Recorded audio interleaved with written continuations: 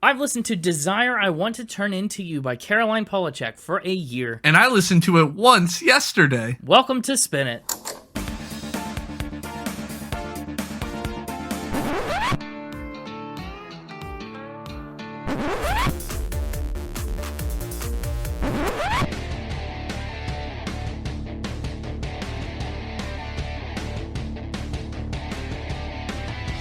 Hello, everybody, and welcome back to Spin It, the record ranking podcast for people who would rather be listening to music. I'm James, and with me is Connor. Hello. Welcome to my podcast. How are you? I am fantastic. That's great. What makes you so fantastic? Oh, here recording another episode of the Spin It Podcast. No, that'll do it. Yeah, Connor is a writer. That's true. And we're back with another year of Discovery style pick. This is almost like a spin cycle kind of album for me. This is an album that I found because of the podcast, kind of in a roundabout way. Probably an album you found because of the podcast too. How so? Well, you found it because of the podcast because I imagine you selected it, and so then I had to listen to it. This episode is I picked it, and this is the first time you're hearing of it. I found it kind of because of the podcast because way back in the day, in 2022 or 23, Caroline Polachek opened for Dua Lipa on tour, and I went and saw Dua Lipa. It was the Future Nostalgia Tour. Whoa. And so because we did the episode and we loved it and we did the album and it was so cool, I went and saw that, and I saw Caroline Polachek open, and she was a really interesting opener. And then I kept seeing her name pop up here and there and here and there, and some of the songs that she did were stuck in my head. And I was like, well, I guess I have to listen to some of her albums because I got to get these songs out of my head. And really what it did was it ingrained them deeper into my head, but that's okay. So it's a year of discovery pick for me because I found this album and this artist in a very unusual way. I always like to go to concerts for the opening acts, and this is a prime example of why. You're not a concert guy. Are you an opening act guy? Like if you are going to a concert. You're right, I'm not a concert guy. I am an opening act guy, yes. But I think, put it this way, if I'm going to a live show, whether it's a concert, whether it's a comedian, a magician, juggler. Whatever it may be, a juggler, you name it. If I'm going to see a live show and they got an opening act, I'm all about it. All about it, wow. In fact, one of my favorite opening act is from a concert. I think I've talked about it. I don't know if it's been on this podcast. Naturally 7, the a cappella group. You have talked about that because they opened for Michael Bublé. Yeah. Yeah, we talked about it on the Michael Bublé episode. Mm-hmm. And maybe also on like the Pentatonics episode. Probably. Because a cappella. And maybe a few other times even. But I remember that. Yeah, you got to get your money's worth. I really do. I like going to comedy shows and seeing some up-and-coming comedians. The opening acts are usually pretty good. It depends on the comedian, and it depends on the night, and it depends on the jokes. Oh, have you been to some bad opening acts? Shoot, I've been to some bad headliners. Really? A few. I'm the same, though. For concerts and stuff, I like to see the opening act if I can. I might miss a double opener, depending on how hard it is to get to the venue. Sure. But I love a good opener. So you don't know Caroline Polachek. She's new to you? Never heard of her. Really? I wasn't sure. I mean, I was assuming, but you never know. Like, Bunny is a writer, and a couple of her songs, So Hot You're Hurting My Feelings, like, she's had some big radio kind of songs, and I just never knew if those crossed paths with you. Sometimes you surprise me. This is not one of those times. But let's learn about her. That's what you're here for. That's what the audience is here for. Let's hit it. Caroline Polachek was born in New York City. That's that big city in New York. No way. She was born in June of 1985. Her family moved to Tokyo until she was 6 years old, at which point they came back stateside and lived in Connecticut. So that's cool. Her father was a classically trained musician, which is awesome, and he wanted to foster love of music in her. So he bought Caroline an electronic keyboard because he wanted her to learn to play the piano, but he didn't want to hear her learning to play the piano. The electric keyboard is a good compromise. You know how it goes in the early days of instrument playing. A lot of wrong notes in there. Sure.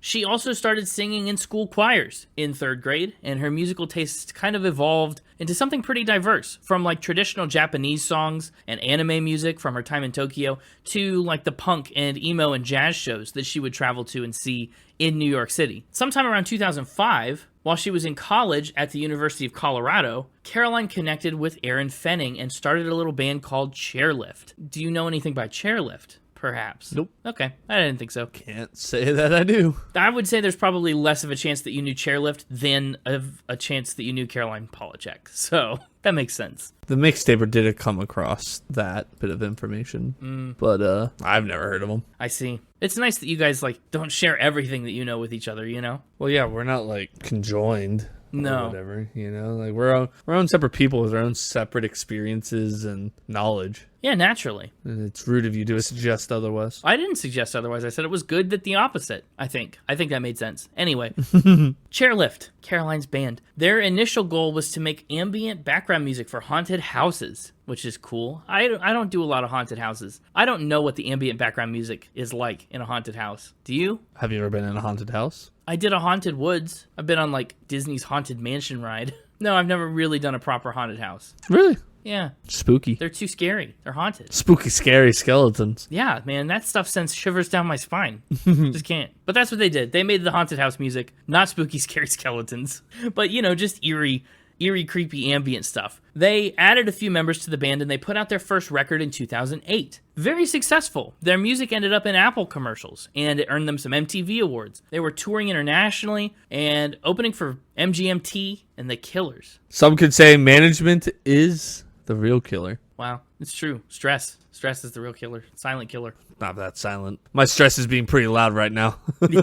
That's reasonable. Fair enough. So Chairlift is doing great. Off to a strong start, but then an abrupt end approaches. Oh, no. Chairlift starts to fall apart. Fenning left the band. The stress got to him. The stress got to him. Killer stress. They ended up putting out 3 albums by 2016, but then they promptly dissolved after their 2017 tour. So, Caroline Polachek sets off on her own under the pseudonym Ramona Lisa. Get it? Like Mona Lisa, but like Ramona. Oh, like Mona Lisa and Rome combined. Oh, yeah, like Rome too, also. Because she did. She spent time living in Rome for an art residency. So I guess maybe it is Rome inspired. But that residency inspired a lot of her debut solo album called Arcadia. She said, "When I was looking out the window in Rome, I wanted this type of electronic music to feel as organic as what I was seeing. I don't think any of the tools that I'm using are particularly new. A lot of the MIDI instruments have been around for 15 years, but the compositions make them sound less electronic, more mysterious." More spooky, scary skeleton. Yeah, I guess. Well, that mystery, that use of old sounds in something new, I think is something that she continues to do really well. It's something that's very apparent on Desire I Want to Turn Into You. A lot of these songs don't do anything new, but they do a lot of old stuff in new ways, which is cool. And what's more, she made her Arcadia album on her own laptop with its built-in microphone, which is astounding. Whoa. Probably sounds like crap. Well, that's just it. You'd think it would, but it doesn't. Built-in microphones are generally pretty bad. Yeah, I used to use a rough microphone. Go listen to the first, how many episodes of the podcast? A couple. You got this microphone right around episode 90 or 100, somewhere in there. 90? Was it that far in? Wow. Yeah. You go through phases with your microphone once we figured out how to set it up and how to unset it up, and you've had some interesting audio glitches over the years. Some say I still do. Yeah, but if we were using built-in microphones to record this podcast, I mean, that'd be a wild podcast to listen to. It would sound very different. And she did a whole album like that. In the meantime, she was also scoring projects and recording for ballets and fashion shows and all sorts of things, doing side gigs in music, more that ambient kind of atmosphere music for things. Her second album, Drawing the Target Around the Arrow. I'm so jealous that we're not doing that one. Really? Why? Just, I love the title. Drawing the Target Around the Arrow is a pretty cool title. It's an awesome title. Well, we don't judge an album by its title. Well, sometimes we do. I do. I think you're allowed to judge books by their cover if you're judging it favorably. I think that's usually just used to be don't be negative. Don't discount a book because of its cover. Yeah, that's true. Well, here's the thing about Drawing the Target Around the Arrow. It's not on Spotify. Really? That's sad. Yeah, so it'd be a hard one for us to talk about. Yeah, that's fair. It's just, again, I like the sentiment. Yeah, it's a cool idea. Shoot your shot, then determine what the target was.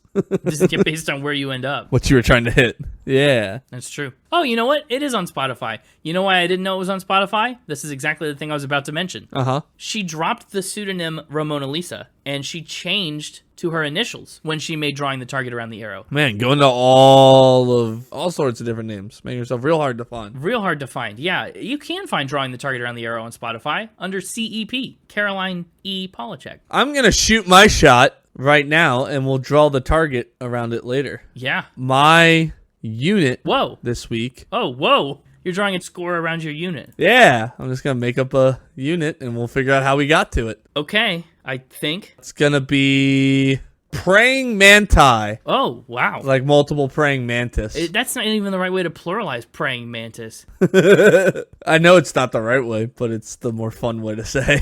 Yeah, fair enough. Look, that's a wild unit, and that means we know this album's not getting a 1 from you. Not necessarily. You can get one praying manti.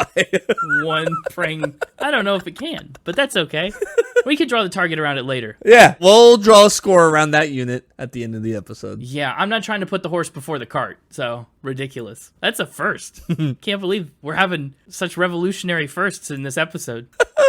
Well, by 2019, she expanded her initials into her full name and was putting out singles from her third studio album, Pang. Pang got a lot of attention from critics, ended up being one of the year's best, and it proved to be Caroline's first charting solo album, hitting number 17 on the Billboard Heatseekers chart and number 40 on the Independent Albums chart. It had some moderate hits. So Hot You're Hurting My Feelings went gold, and that's the album that she was deep in the process of touring when she was tapped as an opening act on Dua Lipa's Future Nostalgia Tour in 2022. It was fun. You know, I was there. It was Valentine's Day, 2022. Wild time.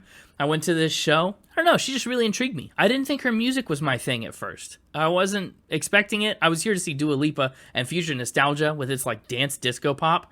And so Caroline Polachek comes out with this really like Baroque art pop kind of style, but her performance was captivating. And I don't know, it's just really cool. She really won me over. And honestly, I'd go see her as a headliner now. That's cool. Yeah. Awesome. But she did Pang. I thought Pang was pretty cool. I've ranked and scored Pang. I did it a long time before this album, Desire, was even out. Really? But on that tour with Dua Lipa, she was already playing a handful of unreleased songs from her then upcoming fourth album, the one we're talking about today, in this very episode. This one, Desire, I Want to Turn Into You. She's really gone opposite directions with the length of her album titles. Yeah, she has. Pang is so short. Then Desire, I Want to Turn Into You is very long. And honestly, a little clunky. Just a lot of the want to turn into. Yeah. A lot of hard T's in there, but it's okay. She started working on Desire pretty shortly after Pang, and a lot of songwriting came while she was out on the road. She even had to postpone some of her own tour dates because she was trying to wrap up the album process. I think some of her UK dates got like canceled or moved around. She ended up releasing Desire on Valentine's Day 2023, just about exactly a year after I saw her live. The record ended up being pretty well received. Its Metacritic score is a whopping 94. It also earned 4.5 stars from AllMusic, a 9 out of 10 from Clash, Exclaim, The Line of Best Fit, and a couple others. It's got 4 stars from Rolling Stone and an 8.7 from Pitchfork. It's cool. It's this poppy, surreal, floaty, trip-hop kind of situation. It reminds me a lot, if you're looking at albums we talked about, it's a little bit like Lana Del Rey. It's obviously a little bit like Dua Lipa. There's like trace amounts of things that we're familiar with in this album. So that's kind of cool. Also, almost exactly a year after the record came out, she put out a deluxe edition, which she calls the Everasking edition. It's got 7 new tracks and an acoustic version of I Believe. So that's fun. That's pretty much it for her career to this point, right? This album is still only 2 years old. It's a little bit new. She's just finished a big tour in support of Desire that she called the Spiraling Tour, and she's still putting out some singles as we go along, so who knows what she's up to next? I sure don't. Probably she'll drop an album like the week after this episode comes out, and then the whole thing will be outdated. But what are you gonna do, you know? She's got some awards and accolades, too. Caroline Polachek's been nominated for an International Artist of the Year Brit Award, 2 Grammys, and a lot more. She's won 2 Libera Awards on 3 nominations, and in 2024, she earned a Golden Trifecta Resonator Award. Also, while she's got plenty of success as an artist, she also has tons of success as a co-writer or a writer for other artists. She has worked with Charlie XCX. She's featured on the completely different version of Everything is Romantic from the Brat Remix record, which I don't know if you know much about Charlie XCX. We haven't talked about her yet. What don't I know? Yeah, you were around for Brat Summer. I don't know how you could have missed it. Well, I know how you could have missed it. Dude, I was a brat. Yeah. She co-wrote Beyonce's song No Angel, for which she got a Grammy nomination. She's done a lot of other stuff. She toured with the 1975. We talked about them. Cool stuff. So that's what I've got about Caroline Polachek. Time to see what the Mixtaper was able to dig up during his research. Apparently, he did find some information about her or about Chairlift. Whatever it was, he kept it from Connor. So this will be news to all of us. Hey, it's me, the Mixtaper.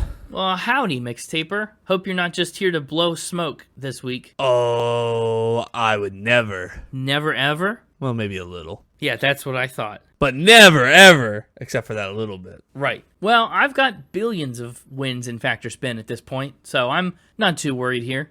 Billions? Are you laughing? Don't laugh so hard. It's hyperbole. Well, I've got a wild round of Factor Spin. Oh no, I love the wild ones. They're so fun. The Devo Factor Spin was wild. Cher had aliens. I don't know. We've had some good ones. We've been on a bit of a wild tear. Yeah, I'm excited to continue it, I guess. Yeah. Let's start with, I guess, we're going to try to ramp up in what I think is the most ramped way to go here. Yeah. She's an entomologist. Did you say etymologist or entomologist? Entomologist. Good, just making sure. People that mix those two up bug me in ways that I just can't put into words. I stole that joke. It's not mine, but I like it a lot. I know it's not yours. Entomologist. That's the bug one, right? Yeah, it's a bug one. Yeah, somehow when Connor made his unit praying manti preemptively, I was a little worried we'd end up with a bug fact.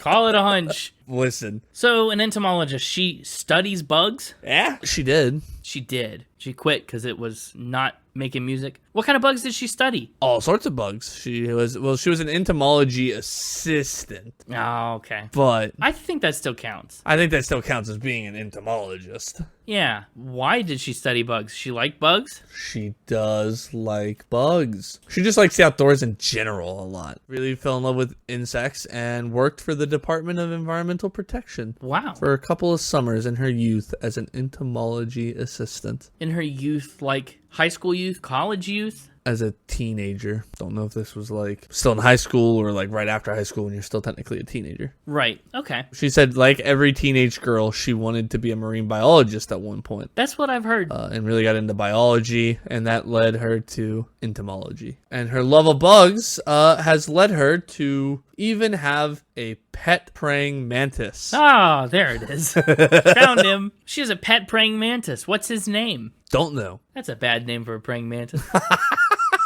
Yeah, I don't know the name of it. She has a pet praying mantis that she took on tour with her. Oh, it comes on the road. What do you do to Yeah. care for a pet praying mantis? Like, what do you feed it? What kind of enclosure? She kept it in a terrarium backstage for good luck. So I guess a terrarium, Yeah, that seems right. which is just like a dry aquarium. Are praying mantises her favorite bugs? I mean, she has one as a pet, so sure. I don't know. I feel like a lot of people have dogs as pets, and dogs aren't their favorite animals. That's fair. Yeah, I mean, all I really know is that she was an entomologist in her youth and had a praying mantis kept backstage for good luck. Buggy is a rider.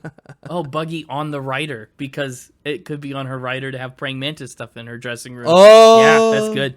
I think this is really funny. I mean, there's this song on here called Butterfly Net, right? That's insect related. I don't know what to make of that. I don't know if you saw the song Butterfly Net and went, oh, bugs. Or if she maybe put a song called Butterfly Net on here because she's bug inspired. It's a real double-edged sword. I can't make heads or tails of it. I like the idea of a pet praying mantis. I've never heard of that before. I can see her being a very nature inclined person. I think I'm going to take a gamble on this and say it's a fact. Saying it's a fact on the gamble. Yeah. It's early. It's early. Well- It's first question of the round. Yeah, I've got a little room to make mistakes here. Sure. And a mistake you have made. This is a spin. Ah, rats. I just thought, if Connor wanted to pick it as a unit, it probably should be true. Yeah, that might have been part of the strategy.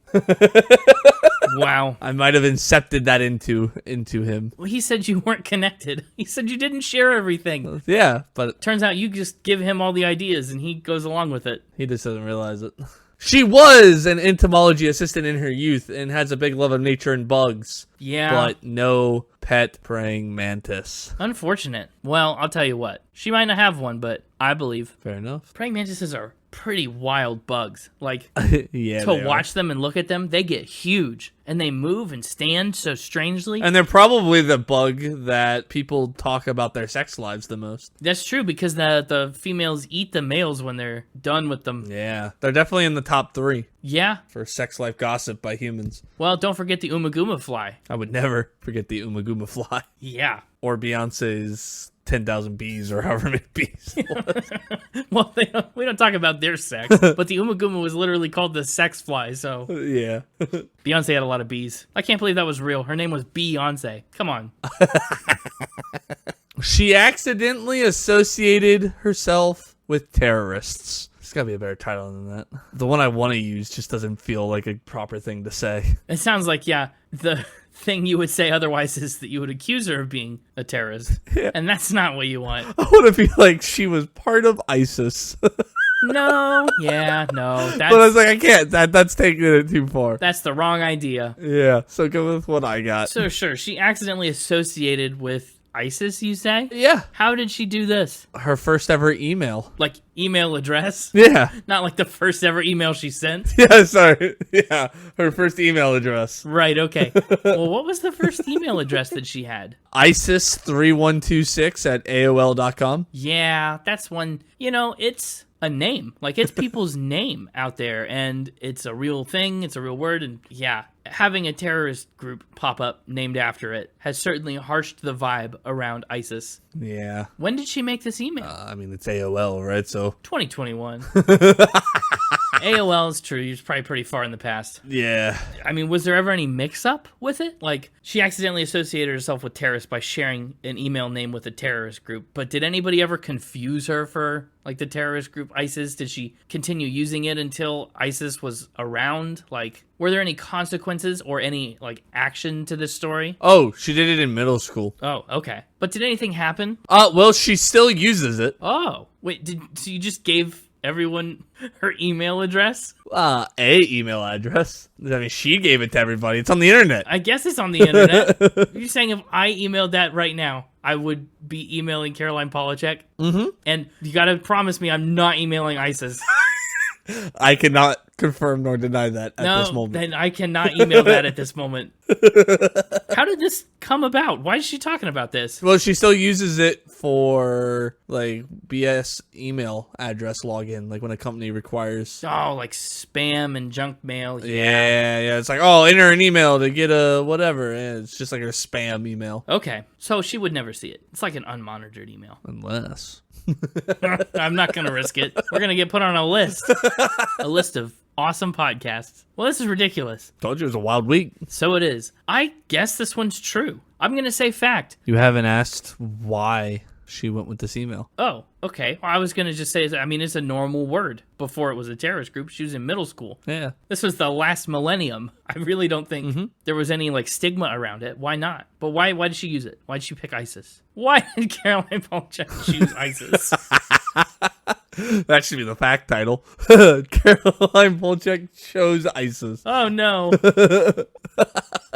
She, in her early life, while loving bugs. Her bug-loving days. Yeah, back during her bug-loving days, she also was obsessed with Egyptian mythology. So scarabs. And her emails inspired by the goddess Isis. Back in her scarab-loving days. Oh! That's good. Yeah. Now Connor wishes he had made his unit scarabs. Well, look, when he shot his shot early on. Nothing saying he can't draw the target and then shoot a second arrow at it. Oh, that's true. That's the danger in shooting your shot first. You never know when you'd want the target to be somewhere else. Yeah. I like it. I'm saying fact. Going with fact. Yeah, again, just a normal word. And he's going for just a normal point. This is a true fact. Hey, there we go. That's unfortunate. ISIS3126 at AOL.com. You can email her spam email. I might have to. It was her spam email as of 2016. Didn't AOL quit functioning? Like, aren't they gone? I don't know. I think some of their emails still work, don't they? I don't know. Something tells me we're going to find out. But that brings us to our next wild fact. She has ties to the Korean Mafia. Wow. And now you understand why I really wanted to say she had ties to ISIS. Yeah. Well, I'm just looking at the list right now and seeing she accidentally associated herself with terrorists. Fact. And I got it right. That's a wild one. She has ties to the Korean Mafia? I mean, forgive my ignorance. I don't know much about the Korean Mafia. Yeah, me neither. So don't ask too many questions about it. What does she know about the Korean Mafia? She's a friend of a friend. She has a friend of a friend in the Korean Mafia? Well, she has an ex-boyfriend that had got mixed up with the Korean Mafia. Whoa. That's not really ties. Nah. I mean, potato. Her high school boyfriend fell into trouble with the Korean Mafia. What did he do? He started counterfeiting money Well, yeah, that would do it. and cross paths with them, as one does in the counterfeiting money world. I'm sure, yeah. What happened to him? Did they threaten him or do anything? Like, what's the result? Yeah. People showed up with guns outside of his apartment. Whoa. Korean Mafia was like, yo, this is our turf. You ain't counterfeiting money on our turf. I'm sure that's exactly how it went down. Yeah. Was this in Korea? No. No, of course not. Why'd you say that like it was such an obvious thing that it wouldn't be in Korea? It was in Philadelphia. Oh, that's the Korea of Pennsylvania. So if I told a story about the Italian mob, like the Italian Mafia, you wouldn't ask if this was in Italy, right? You'd probably be like, is this in Chicago? Maybe. I said it was her high school boyfriend. Like, did she go to high school in Korea? Like, I don't know why. Well, she was 5 in Tokyo. She didn't go to high school in Korea. Oh, But her boyfriend could have dated him in high school somewhere else. Then he could have moved to Korea. Like, was she around when he got into these mafia mix-ups? Yeah, they were dating. Oh, wow. Okay. They were dating. He got mixed up in the Korean Mafia. They're not dating anymore, so now he's her ex. But at the time, he was her. Go on. Her present, her not ex, her Pre-ex. pre-ex, her prex, Sure.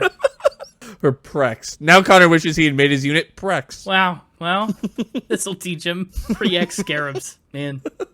Anyway, so people showed up with guns outside his place, so he had to flee Where'd he flee to? away. Did he, like, go off the map and that's why they're exes? Yeah, he like Whoa. fled town to save his skin, and sadly, this story has a sad ending. Sadly, this story has a sad ending. Seems redundant. Well, I was about to say sadly the thing, and then I was like, well, let's rephrase. But whatever. Point out where I just changed sentences mid-sentence. That's fine. It's fun. Well, what's the sad ending? He had to abandon his baby kitten, No. and the kitten starved and died. Whoa. Now, like, look, I'm going to be so honest. He did not have to abandon the baby kitten. Well, he didn't have to, but he did. Yeah. just saying. Blame where blame is due. And so he just vanished. Like, she didn't hear back from him? Yeah, I mean, at this point they were long distance because she was still in high school and he was, out of high school living in an apartment. So she heard that he had to skip town, and she heard about what happened to the cat. And she said, when I realized he had that little compassion, it was easy. I dumped him. So it's not that he was, mixed up with the mafia or counterfeiting money that made her dump him. It was the kitten. that he let the kitten die. Which, honestly, right move. Well, yeah, it was the right move. It could have been the right move sooner. Don't judge a book by its cover. Only judge it if it kills a cat. Yikes. I don't know what to make of this. But is this story true? This is wild. All of it. Sure. What the heck? Sure, what the heck? Why not? I don't know. I guess. The last fact was true, and why should this one not be true? She's barely involved in it. This is mostly a fact about her ex. Yeah, bit of a crime thriller. Yeah. Her early romance. I was thrilled. And there was crime. But yeah, Several different flavors of it. different flavors of crime. Yeah. Well, you locking in fact? Yeah, I think I will. As long as it doesn't get me in trouble with the Korean Mafia. Or any mafia, for that matter. I don't care where you're from. You don't discriminate against your mafias. No. All of them stay away. Please.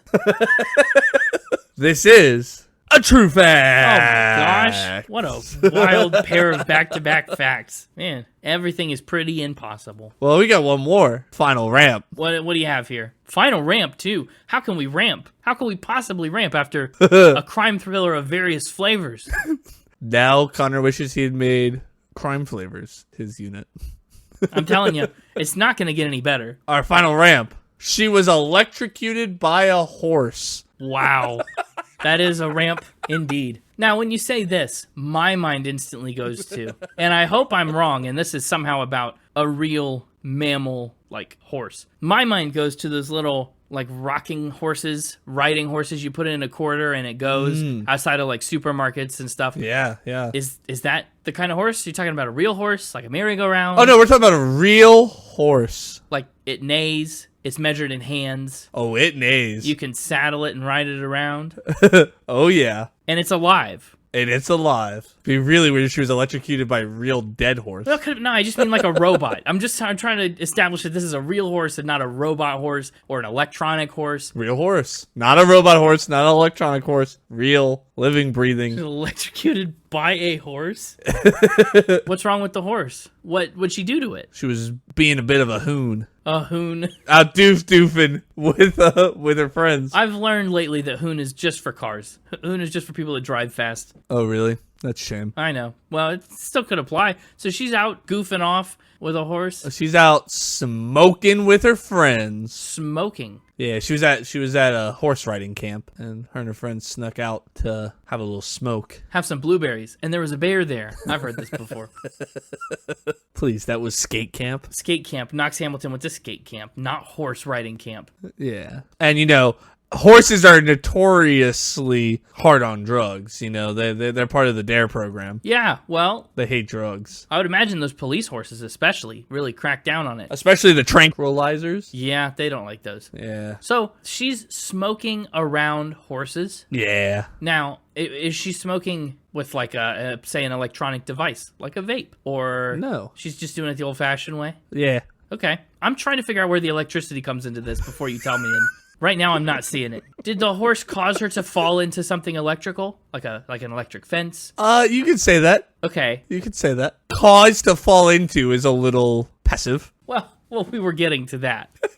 What happens? It kicks her square in the chest, Oh my gosh. Hoof to the chest. and she goes flying, careening, if you will, into an electric fence. Careening. Kicked in the chest. Careens into a fence. Flung into an electric fence. Ow. Oh, that's not being electrocuted by a horse. Although I can see why you wanted to say it that way. It's pretty much being electrocuted by a horse. I mean, a horse kicks her into a fence. That's electrified. If I tase you, you're not going to say, technically you didn't tase me, the taser tased me. Yes. I tased you. Real guns don't kill people, people kill people argument. Yeah.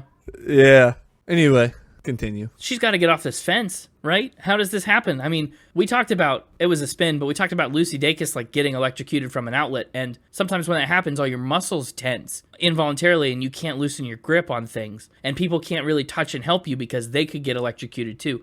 Does she just bounce off the fence, maybe? Or is she like stuck to it in some way? Oh, yeah, her arms got tangled up with it, so none of her friends could like get her off of it because they were afraid if they touched her, they'd, also get electrocuted by this electric fence. Which is unfortunate, but wise. What happened? How'd they get her out? It's not that electric. It's not like Jurassic. You haven't seen Jurassic Park. You have seen Jurassic Park. You made me watch Jurassic Park. I've seen the first one. Yeah, I did make you watch Jurassic Park. Yeah, in that when the little boy's on the electrified fence for the T-Rex enclosure and he gets zapped and goes flying. Sure. It's not that kind of voltage. They're not protecting T-Rexes. Yeah. T-Rexes, right? It's horses, and they don't want to hurt the horses. They just want to prevent the horses from like going over the fence and other stuff from coming into the horse pasture, right? Right. So it's not like burning against your skin, high voltage, shake, right? It's more Like zap, zap. Yeah, it's more like every 4 to 5 seconds, zap, zap, zap, zap, and then another 4 or 5 seconds, zap, zap, zap, zap. So she's kind of able to find windows to wriggle herself free then. Yeah, it took her 4 or 5 zap, zap, zap, zaps to get herself out. Okay. So that's the electrocution part. It's no small deal to be kicked in the chest by a horse. Uh-huh. They're strong. How big was this horse? What happened to her chest? Like, did she have to go get x-rays? Did she break anything? It's very black and blue, but no broken rib cage. Wow. Bit of a miracle. I'd say so. What else? I don't know. Did they find out she was out smoking? Like, No, she didn't tell anybody, or they'd get in trouble. she didn't tell anybody that she got kicked and electrocuted? Yeah, her chest was all black and blue, but they couldn't tell the counselors at the horse riding camp because we've all gotten kicked out for smoking with the horses. Smoking with the horses. This is a bad influence on them. Yeah, they're notoriously bad at peer pressure, all right? They're susceptible to it. They're impressionable. These are show ponies. Yeah, so she just dealt with it. And then I don't know if her parents found out when she got home and they were like, why are you black and blue? But she didn't tell the counselors. Well, yeah. I just can't imagine. I can't imagine how you'd get away from authority at horse camp with a horse. If it's true, this would probably be like the worst injury we've talked about. I think. I don't know if I agree with that because Johnny Cash literally almost died from an ostrich kick. Ah, the ostrich. That one's also up there. He got his chest clawed up by an ostrich. That one's also up there. But just this sounds brutal. It does. But is it a fact? I think it's a spin. Thinks it's a spin. I think this one's a spin, and I think you made it title backwards. I think you liked saying electrocuted by a horse, and how can I make that happen? Horse camp and an electric fence. I don't know. I just don't think it's true. I think there's too many little things, like not telling anybody that a horse kicked you. I mean,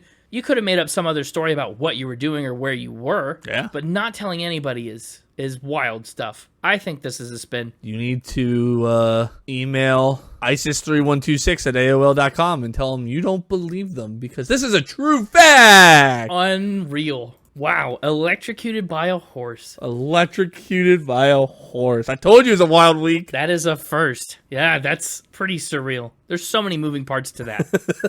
And she lived to tell the tale. Yeah, she learned don't smoke cigarettes in a horse's paddock at 1 a.m. Oh, well, you didn't say 1 a.m. That does change my perception of the entire event a little bit. I mean, I said they snuck out at night to smoke. I assumed, here's where my brain went and why I thought it was maybe a spin. To me, it sounded like they were in the middle of day camp and they wanted to smoke in the middle of the day like normal, sane delinquents. I'm pretty certain I said that they snuck out at night at one point. Maybe you did and I just ignored it. But then I assumed that they were like riding the horses to a place. But yeah, nighttime, yeah, that's wild. Does she still ride horses? I don't know if she said I'm totally cool with horses now. I don't know if she still rides them. Well, to be totally cool, why not? I'm totally cool with horses too. They're not still like in a mafia style gang war. Yeah, she's mixed up ties to the horse mafia. They put out a hit on her. Luckily, she's got friends in the Korean mafia to help her out. I don't know if they're friends. It sounds like they were kind of enemies. Yeah. Well, there you have it. And praying mantises was the unit, huh? Well, praying manti is Connor's unit, and he's stuck with it. Yeah. We'll see if he changes his mind later. Yeah, I mean, he can draw the target wherever he wants. That's true. He just might miss it. He can draw the target wherever he wants. The arrow just might have missed. And that's fine. Yeah, if he's willing to accept that his arrow he shot misses, he can redraw the target and shoot again. Yeah, I think that's fair. There's too many good unit options for that to be the case. Man, we are really, these 2 episodes have been some factor spin doozies. It's been wild. And about people that I didn't know about before the episode. Yeah, this year of discovery. It's not like it's like someone that's like super famous, you know? Yep. Yeah, it's the year of discovery. And we discovered 4 new things. We did, and it's only going to get more wild from here. I'm taking a look at the next week, and I just can't even begin to imagine. Who is next week? The facts and the spins. Who is next week? Who is next week? We'll find out together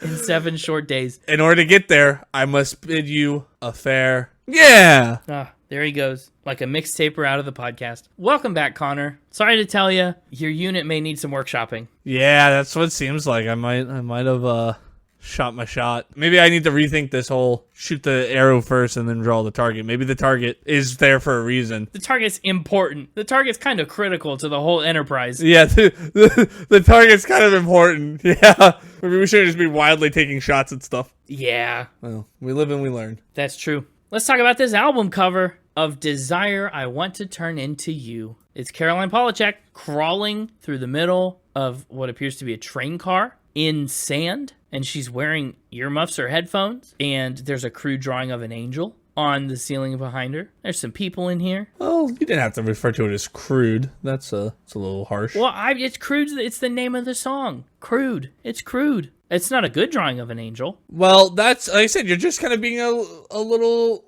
snooty about art, you know? Saying that's not good. I'd like to see you draw one better. Well, I didn't say I could do much better. Exactly. I would create a similarly crude drawing of an angel. And I would call it good. Well, I appreciate that. Thank you. I'd be lying, but I would call it that. I don't need your platitudes. Well, then I shall make my tudes. Go on. Not plat. All right.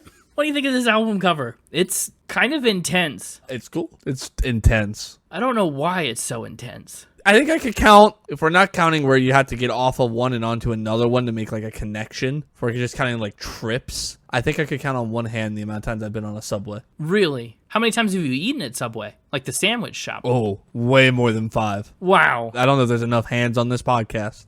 Well, yeah, okay. Well, we got my hands, your hands, the Mixtaper's hands, the Gopher's hands, Spinny's hands. We got a lot of hands. All the squirrels in the math department. That's a lot of hands. Yeah, and I've eaten at Subway a lot of times. You could count on a lot of hands. Wow. But ridden the Subway, none. That makes sense. Well, not none, just one hand's worth. Yeah. I kind of like this. Like, crawling into the sand is interesting to me because it kind of implies that there's more outside of the frame of the image. Like, where we are, there's something cool behind us. Yeah, well, I just assumed this was taken during Tobey Maguire's Spider-Man 3, where he's fighting Sandman. Oh, where Sandman is in it? Yeah, sure, maybe. I don't know. I think it's cool because this album kind of does a good job of extracting something whimsical from the mundane. A lot of these songs we'll talk about, she tries to write with 2 chords and just improvise a melody that never repeats over it or whatever. We talked about how she uses old sounds in new ways, takes things that are pretty standard and familiar and makes them different and ethereal and floaty. And crude. And crude. Yeah, sometimes crude. We'll talk about some crude stuff. It's coming. So, do we think the sand is like the entrance to the island? Oh, it could be. Yeah, like she's crawling to her own little world. Because the first track is Welcome to My Island. So yeah, she's like crawling onto the island and going to be welcomed by track number 1. Dude, that actually makes so much sense. Like she's got her headphones on and is escaping from the crowded hustle bustle. To her own island. Getting to her own little island in her happy place. Her own island that apparently has ants on their way to a picnic? Like, what is this? I can't tell if they're ants. They almost look like little dashes on a treasure map. I was wondering if maybe it was a treasure map, but I thought of the ant picnic thing for like every class. Like anytime you ever see ants like in a cartoon, they're always in a line like that. Yeah. On their way to ruin some poor couple's picnic. I mean, they might be ants. They might just be dots. It's really... They're too big to be ants. I mean, maybe they're just crudely drawn ants. Yeah, crude drawing of an ant. She is an entomologist, so... Ooh. I don't know.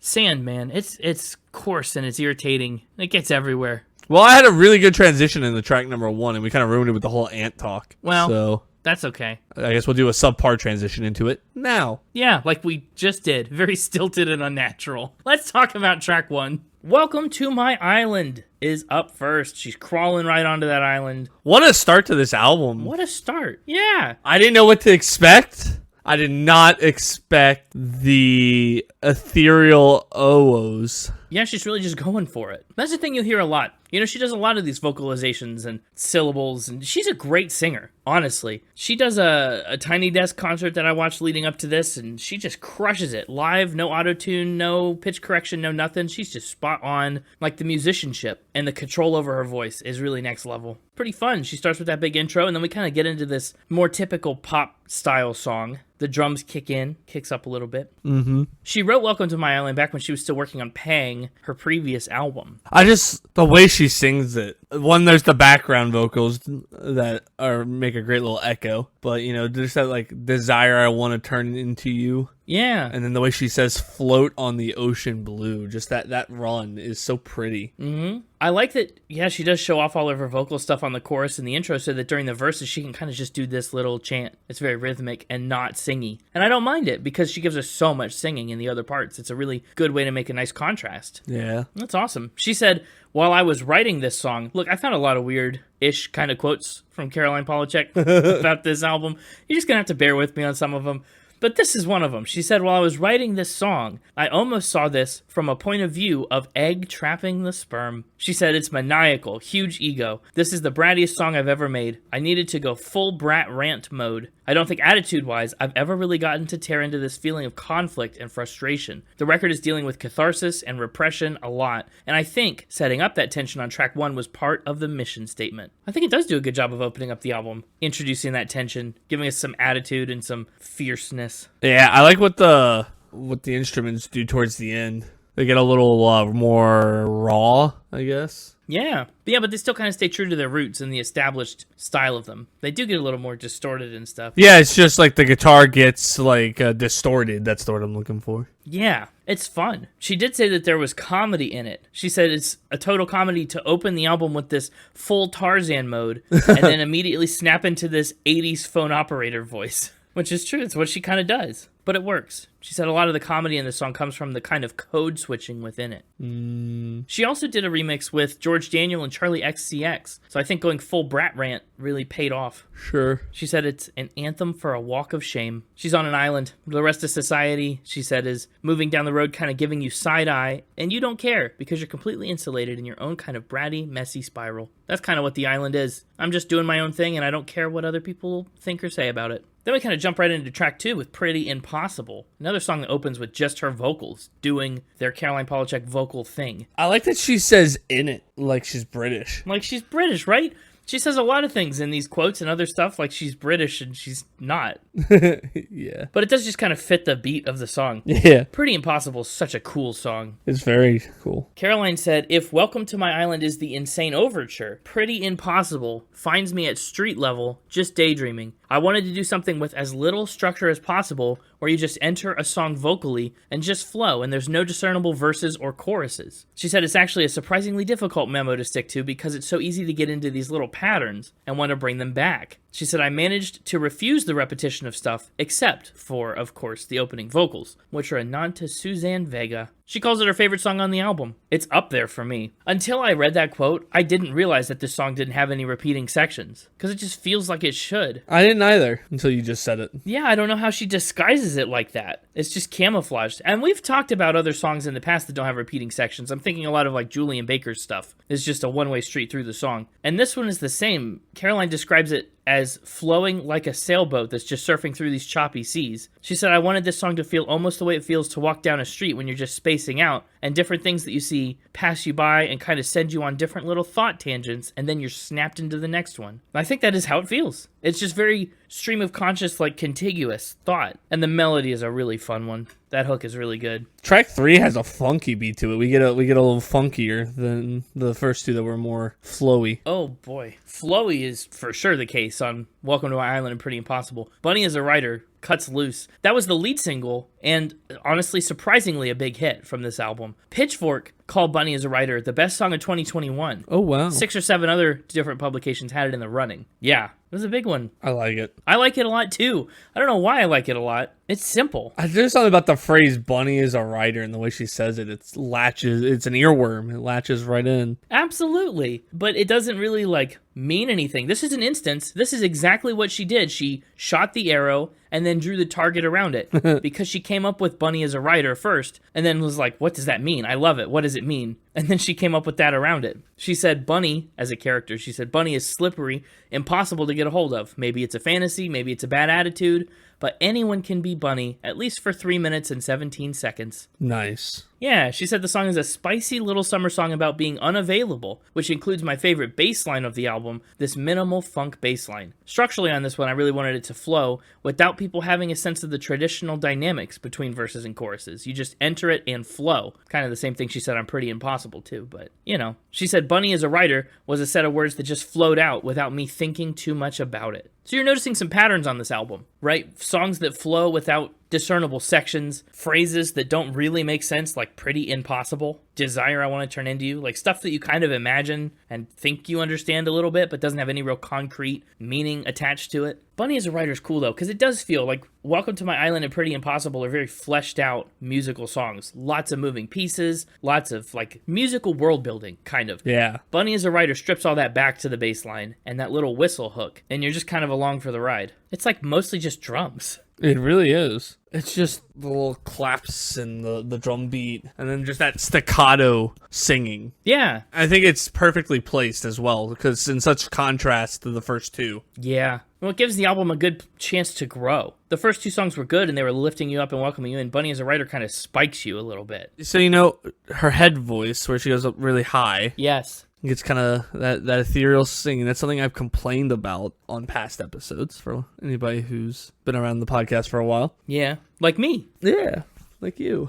But my complaint is always that it's not supported by anything, and she always makes sure to support it with the instrumentation. Big time. And she uses it tastefully. Yeah. One of the other things that she kind of does is the way that she sings. I mentioned last week on the Devo episode, you talked about how it sounds like they're yodeling a little bit. I said you were kind of going to get more of those vibes. The way that she changes between notes, she kind of does this little catch where, like, in her throat, it catches a little bit, and it almost sounds like a yodel style transition between notes. And she does that at higher register notes and lower too. Like, it's just all over the place. The way that she bounces from note to note, it's very direct. Yeah. And very, like, sharp. Not in tone, but just in, you're at one note, boom, suddenly you're at the next note. There's no scooping between, there's no smoothness there. It's very abrupt. That's pretty cool. I think Sunset is a good song that kind of keeps a lot of the energy of Bunny as a writer and slowly lowers us back down, but it doesn't just drop us off a cliff. It's a good kind of ramp things back down a little bit for this middle part of the album. Yeah, it keeps the energy, but it takes the staccato out of the vibe, you know, and almost gives it more of a Latin swing vibe. Yeah, well, it takes the staccato out of her voice and puts it into the instruments. Mm-hmm. Kind of just transplants it a little bit. But even that, like, has that, it's a more melodic, even though the instruments are plucking away, it's still more melodic, it's not drum heavy. Yeah, no regrets, because you're my sunset. It's a beautiful lyric. Really cool chorus. One of my favorites on the album. Don't look back, let's ride away. Like riding into the sunset. She said Sunset's the most traditional song on the album in how it follows the classic pop song structure. It's so weird because you and her keep referring to these songs as classic pop song styles. No, and it so doesn't sound like that. I don't think it's classic pop. Like, this is not how I would define like traditional pop. I would agree with that. But you've given me 2 quotes from her that describes it that way. It's like, I know. I don't know if I agree. I think what she means in this case is it follows a pop song structure with like verse, chorus. It's not a flow kind of song. I just feel like that's most songs. It is. It is most songs. That's just like modern songwriting. Yeah. But she's not out here making top 40 pop. Yeah. She's not out here making espressos, you know? No. Yeah, no. She's no barista. I wrote down at the 120 mark. Yeah. She says, "A warm horizon," and there's a weird little auto-tune thing that she does on the word horizon. No, that's what I'm talking about. I don't think that's an auto-tune thing. That's just how her voice moves from the note to note. But it almost sounds like there's multiple notes layered on top of one another like as she's doing it. Maybe that's her natural voice. I don't know. It is. You should watch the Tiny Desk of her doing it live, unedited. It's really something. That's crazy. It doesn't sound like a natural voice, but that's cool. I know. Well, she actually sings Sunset during that set, so you could go find this exact moment in it and compare. It's good. She said it is tinged with Spanish, Italian, and Romani folk melody. Yeah, see that Spanish Latin vibe, like I said. You're dead on. She said the lyrics are about disillusionment. Past all the distraction, dead ends, and false promises of the world is the love we too often take for granted. I wanted to make it feel like a timeless object, like a clay urn or a woven carpet, comforting in its familiarity, yet full of spirit and beautiful texture. She said the rest of the album reaches all sorts of unfamiliar places and structures, so Sunset's like an anchor, solid. Riding into the sunset is the biggest cliche of the spaghetti western because it's a perfect resolution. I believe that pure resolution only exists in art and music, not in real life. It's one of our greatest inventions. That's an interesting belief, but also I think that's a great quote. I do think the rest of this album is very lofty, and few places does it get loftier than Crude Drawing of an Angel right after Sunset. We kind of anchor and then we shoot off into the stratosphere again. Crude Drawing of an Angel is very unstructured, amorphous, like just kind of a blob of a song. It is. A beanbag chair, if you will. Because it's not uncomfortable. You just don't see it very often nowadays. And it's very amorphous. It's a really interesting song. It's about a couple that spends a night together. She said the song's set in a hotel room. One member of this couple wakes up before the other, and he does a crude drawing of the one who's still sleeping. She said the crude drawing of an angel has to be crude because it has to be made fast while she sleeps, and as she wakes up to find herself observed. But she also liked to play on the different meanings of drawing, right? In a certain sense, it's a physical, like, artist drawing art. But then she said, in this hotel room, everything turns to drawing. I draw the blinds, draw blood, draw breath. She said, the drawing lives on now on the subway ceiling. Maybe you've seen it. And maybe you have if you've looked at the album cover and seen the crude drawing of an angel on the subway ceiling. I think it's beautiful. It's good, is what you said. I don't know about beautiful. I'll acquiesce to good, but crude and good don't have to be mutually exclusive. I think you're just a bully. Stop bullying that poor angel. Well, what are you going to do? Draw your blood. Hey, wow. Crudely? I'll skip the whites of your eyes. Wow. What do you think about This little like interjection thing in here, this camera 1, camera 2 bit of refrain, it's so fuzzy and in the background and almost like outside the scope of the song. I just don't know what to make of it. I like it. It's very memorable. Yeah, I'm not sure what the point of it is, but it is memorable. Yeah, I don't know. There's just some interesting percussion in here, some occasional little whistles. There's a lot of empty, like, negative space in this song. It's really interesting. I believe it's time to talk about track 6. Track 6, I believe, is kind of like a house techno pop song. Techno pop is how I would describe it, yeah. Yeah. There's a lot of big instrumental hits in this one. Just bum, bum, bum. bum. Yeah, bum. They give her a lot of room to work with her vocals over top of. She goes on some really remarkable vocal runs in I Believe. That's pretty cool. She said, I Believe is about immortality. This song is dedicated to my friend and visionary artist Sophie. Orchestra hits are a classic sound of early digital synths and sample banks. Because they're so dramatic and so distinctly throwback, it's hard to use them unironically. But here, Danny, her producer, and I used them with total sincerity. It's fun to harness the history and meaning embedded in these classic sounds. She said, I went through a Celine Dion obsession a few months before writing this song, and in my imagination, her voice had started to take the form of a sailboat in the wind, cutting through the waves. Literally the exact same image she used to describe Pretty Impossible, but hey. She said, I tried to bring some of that spirit into my vocal performance on this song, and I think she does. It's very light and unburdened. And I love the orchestra hits. That is the defining feature of I Believe. And I know they did it all with synths and stuff, but in my head, like, what if you got together a whole entire orchestra for them to come in and then just all play on this one note at the top of every measure? I know, right? That'd be so funny. I like I Believe. It doesn't have the same kind of weight to me as a lot of the earlier tracks or later tracks. It's like, it feels like it's very just kind of abstract and whatnot, but there's like a level of precision to how flowy and abstract the instrumentation and the music is around her voice. Yeah, she's very careful about it. It's very careful about it. It's very intentional. It's not just I'm doing whatever, right? And it sounds good. Yeah. It's intentional. And how much of that do you think comes from growing up with a classically trained father? I think a bit. Because we've seen other artists that have some sort of classical training. Yeah. And they all seem to have this same weird level of precision to how they create their songs. And I've started to notice that. That's true. Well, I think for her what helps is I feel like she has the instrumentals sounding the way she wants, and then she knows how to use her voice as an instrument effectively. It's not just there to say words. Look how many of the vocal parts of this album are wordless. And that's because she knows how to fill the space with her voice, how to let her voice back off. Like, she does a really good job of building out what she wants her voice to do around the sounds carefully. I think that just goes to, like, exemplify her musicianship totally. I agree. I don't think she does anything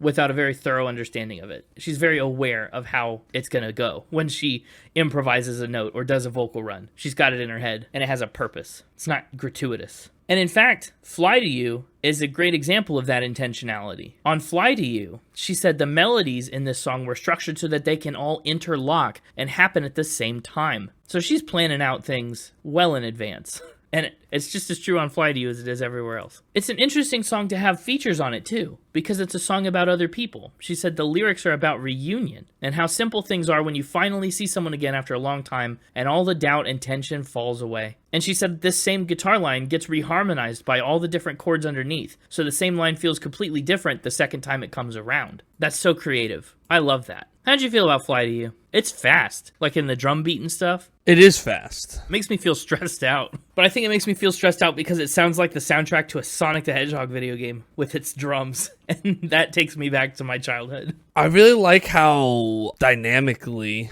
the song is kind of on the softer side. Yeah. But then there's that guitar or whatever that's in the forefront when it comes in, and it's significantly louder than everything else. Yeah, it's very well balanced. That's a unique aspect to this song. That's why I think if I had to pick one thing that stood out from this song, it was that. Yeah, definitely. It's cool. It features Grimes and Dido. I don't think we've talked about either of them yet, but they're here. Yeah. The song is cool. It's called Fly to You, and it ends with these bird sounds, right? Nice little touch. She said the song ends with distant church bells and swallows, which I recorded on my phone one afternoon in Barcelona in June of 2021. Oh. Yeah. Recording songs on her computer, built-in mic. Yep. Using bird sounds recorded on a phone. I don't get it. How did it make it sound so good? I don't know. I wish I could do the same. But she said she was sunning on a friend's rooftop, writing postcards to people I hadn't seen in a while, when the bells and birds started both sounding at once. It felt like the sound of summer beginning, and I wanted to include that moment in this section of the album. I think that's neat. I like that she can put a cool real-life moment into this album. Make this track a little extra personal to her. You want to talk more about musical intentionality? Blood and Butter is another track where she kind of challenged herself. The goal here, with her and Danny Harl, her producer, she said, "We tried to contain an entire song to 2 chords, which we do fail at, but only just." So Blood and Butter is close to being a 2-chord song. I like that they didn't hold too rigidly to that and changed it up when it needed to be changed up. But it's also really cool that they got so close. Blood and Butter has a really good melody. I agree. It might be one of the best verses on the album. Yeah, we've had some really good choruses and some songs with no chorus at all. Yeah. But the verse on this one is phenomenal. Big time. I like the way they kind of layer it and build it out, too. It starts smaller, and then it slowly expands and expands and expands. More and more instruments get added, and we kind of build this soundscape. Why are we painting the picture in Blood and Butter? Because we want it to be red and yellowish. So orange. Yeah, maybe. I don't know. Blood and Butter feels like another situation where she came up with a cool phrase that she liked and then wasn't sure. She's probably like, blood is thicker than water, but butter is also thicker than water. Butter's thicker than blood. Is butter thicker than blood? Exactly. Maybe it's a song about high cholesterol. I don't know. She calls it a pastoral, psychedelic folk song that imagines itself set in England in the summer. But she also says it's a tribute kind of song to the music that she loved growing up. Yeah. And is that bagpipes at the end, or? Darn right, it's bagpipes at the end. Oh, well, I wasn't sure if are they real bagpipes, or are they like synthetic bagpipes? They sound real enough to me. I couldn't tell you for 100% certain if they're real or not, but I think they're real. Fair enough. And some of those vocals, the harmonies and stuff she does at the end, da-da-da-da-da-da-da, and she keeps just descending and descending. There's really good harmony in there. Like, I love that part. Blood and Butter does really feel like a late summer evening. It's a cool kind of a song. Then we get into probably the least grounded song on the album. I feel like nothing tethers this song at all. Hopedrunk Everasking. Like, it's so slow and so floaty and so ambient. You just kind of exist during this song. Like, it's hard almost to listen to it, and you just kind of, it happens around you. I don't know how to put it into words very well. Yeah, it's one of those ones you just exist in the space of. Yeah. She said, "I couldn't really decide if this song needed to be about death or being deeply, deeply in love. Then I had this revelation around the idea of tunneling, this idea of retreating into the tunnel, which I think I feel sometimes when I'm very deeply in love. The feeling of wanting to retreat from the rest of the world and block the whole rest of the world out just to be around someone and go to this place that only they and I know. And then simultaneously, in my very few relationships with losing someone, I did feel this sense of retreat, of someone going into their own body and away from the world. And this song feels so deeply primal to me. The melody and the chords of it were written with Danny Harl during the Dua Lipa tour, when I had never been in more of a pop atmosphere in my entire life. I guess it's reactionary to that then. She's around pop music and makes this opposite of Dua Lipa style pop. But, to hear about this song being about retreat and also being inspired by her exes, can't help but think of that Korean Mafia. That guy definitely retreated. It feels like a tunnel song, right? I can feel retreating into a tunnel, turtling up, escaping the world in this one. That little squeak always throws me off, though. I agree. Does that squeak on Hopedrunk Everasking throw you off? It always gets me. Not really. Oh, it sounds like someone squeaking a chair or stepping a shoe on a tile floor behind me. I mean, as somebody who only had to listen to it once, wasn't a lot of opportunities for it to get me. Oh, touche. I think this pair of Hopedrunk Everasking and then Butterfly Net is my least favorite part of the album. And that's just me. Butterfly Net's interesting because it starts with like a single stringed instrument, like a guitar. So rare for this album. First of all, it's rare to hear any kind of an analog instrument like that, right? I mean, you get a little bit in Sunset, and you get a little bit of orchestra in Hopedrunk Everasking or Blood and Butter or something, but most of these instruments are super synthetic and super ambient, super floaty and stuff, and Butterfly Net's really interesting to have that grounded element right from the start. She says it's maybe the most narrative storyteller moment on the whole album, and also palette-wise, deviates from the more hybrid electronic palette that we've been in to go fully in this 1960s drum reverb band atmosphere. She said it's kind of got a 3-part structure: the finding someone falling in love, the deepening of it, and then the tragedy at the end. She said it uses the metaphor of the butterfly net to speak about the inability to keep memories, to keep love, to keep the feeling of someone's presence. And that's cool. I do like that kind of tertiary structure, that kind of 3-part storytelling structure. I don't know. You have any thoughts on Butterfly Net? Just more of the same. at this point, we're 10 tracks deep into the album. The album knows what it is. Yeah. More good stuff. It's just, again, some of that placement stuff, right? Oh, yeah. I think if this track was higher on the album, it'd have more plays because it would have been newer to a lot of people, I think that's very reasonable. Pretty true. As track 10, it's a good song, but people aren't like, oh my gosh, this is new, this is refreshing, this is whatever, right? It's just another song on the album. Well, maybe. Butterfly Net might be another song on the album. It's just another song. But I think Smoke and Billions really both do something special in their own way. I think it ends strong enough. But Smoke, especially, is a really cool break from that. It sure is. And I'm glad we finally get there. I know. It takes a minute. Yeah, I think there was a bit of I don't want to call it a lull. Again, I think you get into a bit of a stagnation, maybe. You kind of have to start playing hopscotch. You get past Sunset, and you kind of have to hopscotch your way through I Believe, Blood and Butter, and then down to Smoke to find like new stuff on the album. Yeah.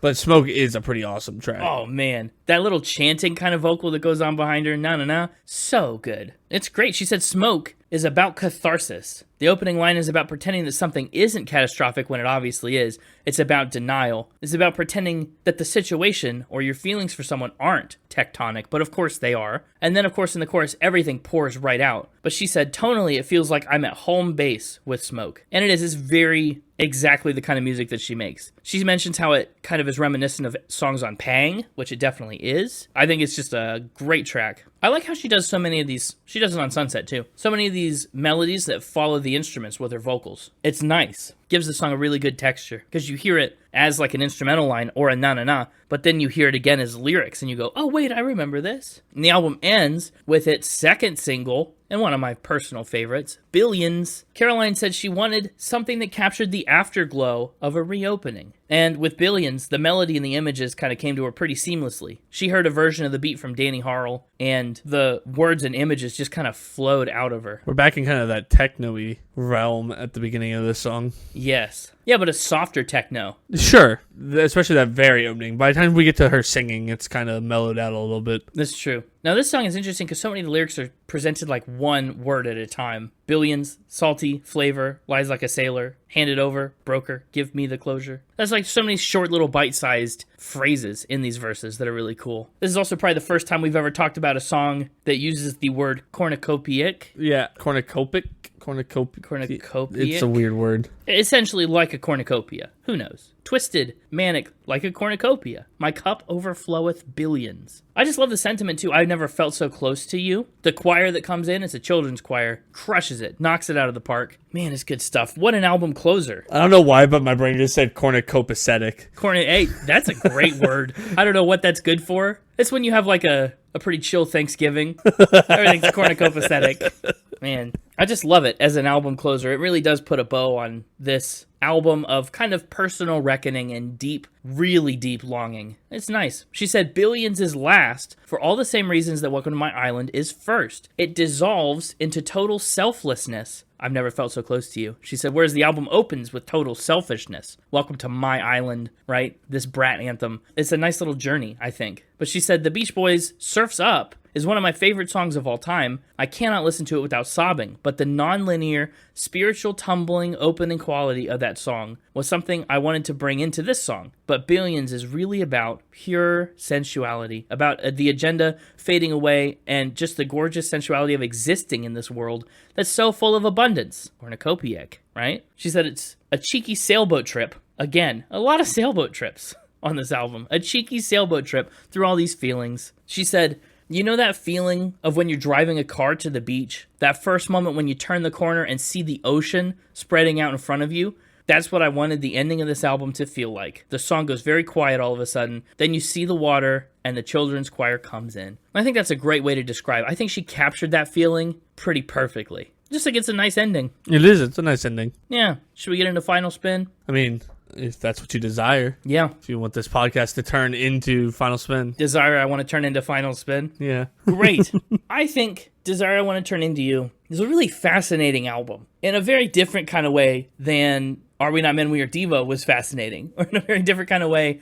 You know, this album just has its own kind of flair. Caroline Polachek as an artist has her own kind of flair. And it's this mix of influences, this floaty, lofty style, these lyrics that don't mean anything, but also are perfect for their songs. Like, she's carved out a really good niche for herself, and I really enjoy it. It takes a little warming up to, and it might not be for everybody, but man, what an album to float your way through. It really does kind of feel like a boat trip. She said it 8 dozen times. I kind of agree with it. Given the music in 87, there's some songs that are so amorphous that it's hard to give them a music score, like Butterfly Net, like Hopedrunk Everasking, like Crude Drawing of an Angel.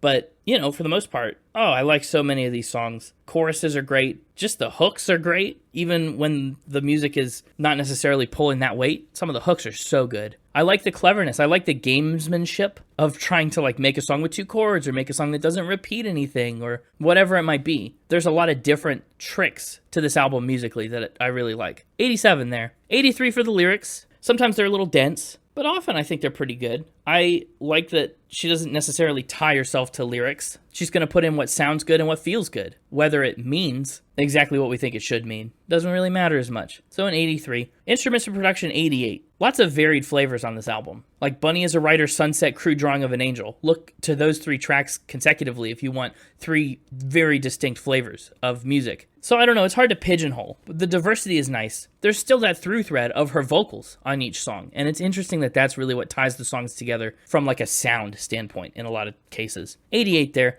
87 for the overall vibe. I think it's just a solid record. Pretty good. One of my best from 2023. So, Desire I Want to Turn Into You by Caroline Polachek's getting an overall score of 86.9 from me, landing it at number 257. Nice. Yeah, which is above Let Go by Avril Lavigne, and it's below Private Dancer by Tina Turner. Interesting. Yeah. How about you? How'd this album hit you as a first-time listener? I desire to listen to more. Yeah, that's a good sign. Again, Pang, great. That Live Tiny Desk thing, great. You got options. Yeah, I found the album fun, unique, exciting to listen to for the most part. Like I said, some of the later tracks suffer from a little bit of their placement, but all in all, pretty great album. Yeah. My top 3 in album order. Ooh, boy. Welcome to My Island. Starting strong. Bunny is a Writer. Oh, No Love for Pretty Impossible, really. I thought that would be a sure shot. That's her favorite. I know. It's a good song. Not good enough. I'm going to give my third one to Sunset. Wow. The Anchor. It's tough to determine where the honorable mention goes. Yeah, I'd imagine. But I think I'm going to go all the way down to... I'm going to give it to Smoke. Smoke. It's just Smoke. That's not bad. I think this album could easily have a top 7 for me. I'll let you have one if I get one. No. I don't need a top 7. I could take whatever I want. I have no precedent. I have no precedent if this is the first episode you're listening to. Well, but I've been here the whole podcast. You said earlier. Yeah, that is a shame. Hey. So yeah, that'll be my top 3. Love it. Smoke is a great pick. I am surprised you kind of didn't go Billions, but I get Smoke. It's a more songy song than Billions is. Yeah. And that's kind of why I went with Sunset over Pretty Impossible. Because Sunset's got that unique, like I said, that kind of Latin flair to it, whereas Pretty Impossible is a little more traditional. True. But anyway, I'm going to go ahead and give you my playlist pick before my score. Whoa. I'm going to take Welcome to My Island. Interesting. Why? Just really liked that song. Great start to the album. I love how it opens. I love those kind of just wails that she does throughout the song. Yeah, the Tarzan moment. Yeah. Well, you've given me a hard choice. Well, I'll give you a second to think on it while I tell you my score. I guess so. This album's gonna get 9 moving targets out of 10. Moving targets? You did change it. You called your shot and you missed. And You called your shot, drew the target, and missed. And I moved the target. That's true. I'm surprised you didn't go for one of the other units that the Mixtaper kind of suggested you might like Pre-X Scarabs or Electric Horses or Flavors of Crime. I do really want to go with one of those. But I don't know which one. So instead, I think I'll go with moving targets. We'll amend it to moving targets because my target's moving around to all these different good units. I think moving targets is already what you said. I don't think we have to amend it. But yeah, that's good. If it's moving targets, then your unit can simultaneously be all of those things as the targets move. Exactly. That's not bad. Or maybe moving shots is more accurate. I don't know. Your shots haven't been very accurate. Yeah, that's fair. Moving targets. 9 moving targets. Very nice. 9 is I was so floored by the moving targets thing that I forgot about the 9. 9 is great. I kind of thought this album could get anywhere north of a 7 for you. That was my prediction. Yeah, I'm thinking a 9, and I'm putting it in a really weird spot, but yet kind of close to where you put it. Oh, yeah? In a way. I'm putting it right between John Denver's Poems, Prayers, and Promises and Dr. Demento's The Greatest Christmas Novelty CD of All Time. Oh, gosh. That's a weird place. But that's only a couple away from Tina Turner, which is, didn't you say yours was close to Tina Turner? She's near Tina for me, too. Mm-hmm. Yeah. That's such a weird place to put this. It is such a weird place to put it. To compare this to John Denver is already kind of wild. Sunshine on My Shoulder versus Bunny is a Rider. Yeah. John Denver's rolling over in his airplane crashed grave. But then to compare that to Dr. Demento is even more unreal. And to put this below Dr. Demento and it's barking dog jingle bells, I don't know. Okay, it's your rankings. Maybe this one would go above the second best novelty Christmas CD of all time. But, I mean, Dr. Demento did have the greatest novelty Christmas CD of all time. So exactly. I'll cut you some slack.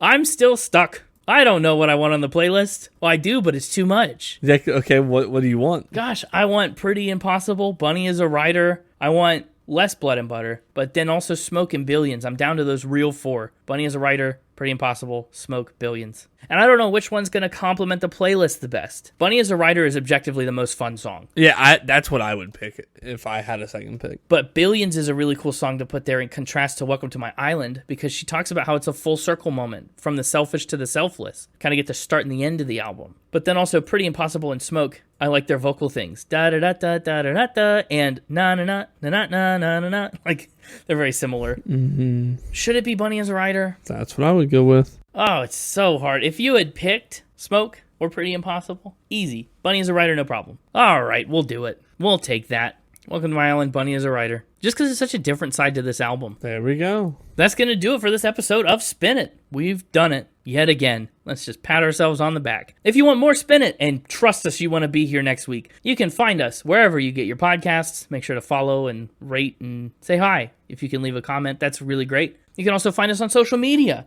at SpinItPod Official on Instagram and Threads, and at SpinItPod on X. www.spinitpod.com is the website. Gotta check it out. So much Spin It. You gotta check it out. There's a ton of Spin It to go and consume. Mm-hmm. I got 2 things for you to tell a friend this week. Whoa, a double. Yeah, a double. I need you to tell a friend about the podcast that has maybe ties to the Mafia. It doesn't have to be Korean. You know, we're not discriminatory against our mafias here. Any Mafia. Any Mafia will do. And then secondly, tell your friends not to smoke in the horse stables at 1 a.m. Yeah, honestly. If you don't know already, don't do that. It's just smoke, she says. Yeah. Dude, that's what the horse said. He said, you want that smoke? I'll give you some smoke. Yeah, all fun and games until the horse kicks you into the electric fence. Yeah. Anyway, what a wild week. What a wild round of Factor Spin. I had a lot of fun. We'll see you next time. We gotta get out of here so we can have the same, if not more fun, next week. Oh, yeah. We'll see you then. And until we can welcome you back to our island, you know what to do. Keep spinning. Spinny is a rider. You can do a lot of that. Spinny is a rider. Mixy is a rider. Ew, I don't like that one. Crude drawing of a mixtaper. Oh, please, no. Lie to you. Lie to you is pretty good. Do you think you'll go listen? You said you wanted to listen more. Do you think you'll go listen to Arrow, drawing the target around the arrow? Oh, absolutely. I plan to go listen to You that. got to at least listen to Pang, listen to So High You're Hurting My Feelings, and man, there's a couple other good ones on there. Door, Ocean of Tears, good stuff. Hit Me Where It Hurts is also really good. Oh, so much I could point you to. Cool. I'm glad we got another, much like Dua Lipa was when we did her episode, this is another artist that you hadn't heard of and gave a 9 out of nowhere. Mm-hmm. She's following in Dua Lipa's footsteps. What a tour.